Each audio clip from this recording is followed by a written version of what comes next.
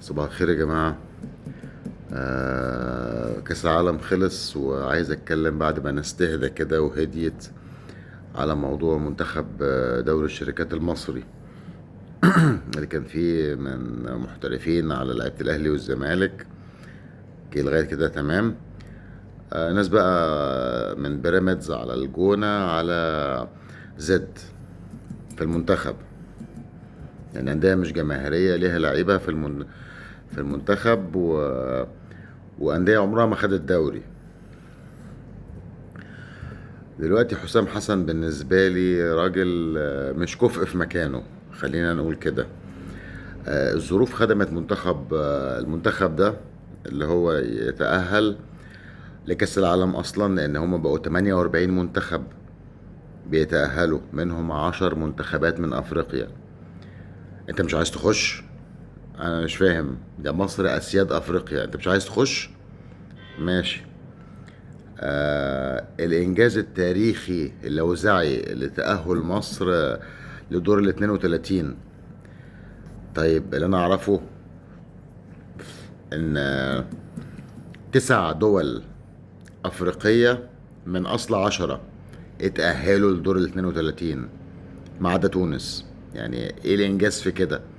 9 دول أفريقية من أصل 10 اتأهلوا لل 32. آه وأنت أصلا اتأهلت لل 32، كان معاك أسهل مجموعة في الدنيا، بلجيكا اللي هي أسوأ منتخب مستوى أول في المجاميع كلها. يعني أنت لو معاك مثلا البرازيل أو إنجلترا أو البرتغال أو أسبانيا أو فرنسا أو الأرجنتين في المجاميع، كنت زمانك روحت من بدري يعني. فبلجيكا تعبانة بالنسبة للبرازيل وفرنسا وأسبانيا والناس التقيلة دي وألمانيا وكده يعني. دلوقتي وكان معاك إيران ونيوزيلندا. انت اتأهلت عشان فزت على نيوزيلندا اللي هي اصلا، يعني الاهلي لما بيخش كاس العالم للانديه ويطلع السادس مثلا بيبقى فاز على اوكلاند سيتي، ميتلاند سيتي النيوزيلندي، اوكلاند سيتي النيوزيلندي، المنتخبات التعبانه دي، الانديه التعبانه دي.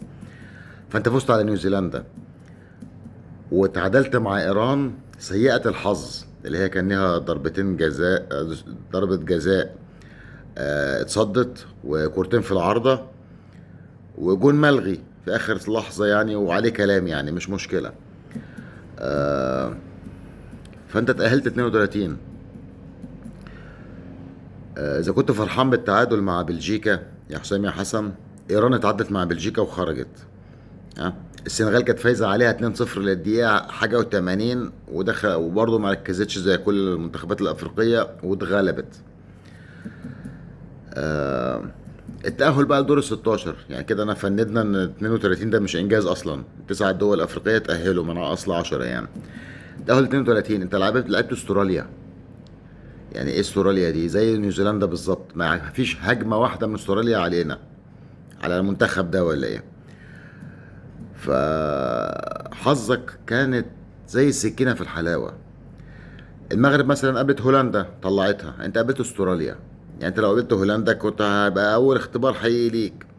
اول اختبار حقيقي ليك فعليا في البطوله دي كان قدام الارجنتين، وانت خسرت الاختبار ده. مش ده موضوعنا دلوقتي يعني، عشان فيها هيبقى في نقاش بقى جدلي يعني. المشكله بقى في ان حسام حسن عشان هو مش كفء للمنصب من وجهه نظري.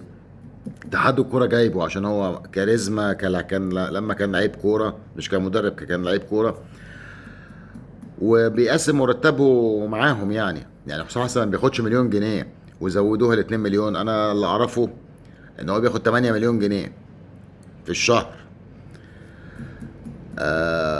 الموضوع ده بغض النظر هنتأكد منه طبعا.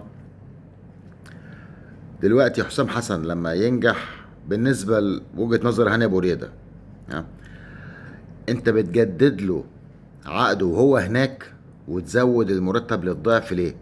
طب ما هو في ارتباطات دولية، ما تستنى لما يجي وتقعد معاه وتتناقش معاه وتحلل الأداء اللي حصل والأسباب الماتشات كلها، حصل هزيمة ليه وتعادل ليه وفوز ازاي وكده. ويا سيدي اطلع قول بعد كده قررنا التجديد لحسام حسن. ها يعني. وساعتها حتى لو انا مختلف معاك في ده يا هاني يا ابو رضا، رايك ممكن يحترم، يعني ممكن يحترم، لكن انت طلعت جريت وهو هناك جددت العقد بتاعه، تم التجديد لحسام حسن وزياده المرتب ل 2 مليون بدل مليون. ليه بقى؟ عشان في خضم الفرحه بتاعت المصريين اللي هم ايه، اللي هم يعني ما بصوش للموضوع بنظره علميه. نجدد العقد والدنيا تمشي والسبوبه تفضل ماشيه ونفضل نقسم حسام حسن في مرتبه. هو ده السبب الوحيد لتجديد عقده وهو هناك، ان هو السبوبه تفضل ماشيه. سبوبه ايه بقى؟ ان انتوا بتقسموه في مرتبه. لكن لو الموضوع عادي تستنوا لما يجي وتقعدوا معاه وتجددوا العقد بتاعه ليه وهو هناك، وتزودوا من مرتبه الضعف وهو هناك. هو انا لو شغال في شركه وجاي عايزين يقيموني يعملوا لي ابريزل وكده، هيقيموني وانا في اخر في تنزانيا، ولا لما اجي يقعدوا معايا يتكلموا معايا، او قبل تجديد عقدي ب6 شهور، ولا لما اجي يتكلموا معايا وفي حيثيات وكده وقررنا كذا بعد ما يقعدوا معايا؟ ده السبب الوحيد. استمرار السبوبة، تقسيم المرتب اللي بيقسموه مع اتحاد الكورة بينه وبين اتحاد الكورة الفاسد ده وهاني أبو رودة الفاسد مع حسام حسن اللي هو لا يفقه شيء عن التدريب. هو ده السبب الوحيد، ان التجديد يتم من هناك وزيادة المرتب الضعف من هناك. يخلصوا. اطرق الحديد وهو ساخن، اطرق الحديد وهو ساخن. لكن لو الموضوع علمي ولمصلحة الكرة المصرية، هاتوه هنا الأول ويتكلموا معاه وجددوا عقده يا سيدي، مش مشكلة. يلا ربنا يصلح الحال.